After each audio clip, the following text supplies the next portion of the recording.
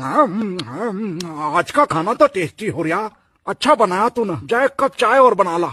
अरे सुन रे, कैसे बैठी? लो सब खा लो, खा खा के फट जाओ एक दिन। खा ही रहे हम तो। कैसा जहर उगल रही, क्या हो गया? श्रीमती जी कैसे नाराज हो? मेरे से मत बोलो, गुस्सा इतनी तेज आ गया, मन कर रहा माथे में भगोना मार के तकदीर फोड़ दूं तुम्हारी। ओहो, कतई सूप नखा हो रही। अरे हो क्या क्या, बता तो सही। मैंने इतनी बार कहा डाइटिंग कर लो पर नहीं करते।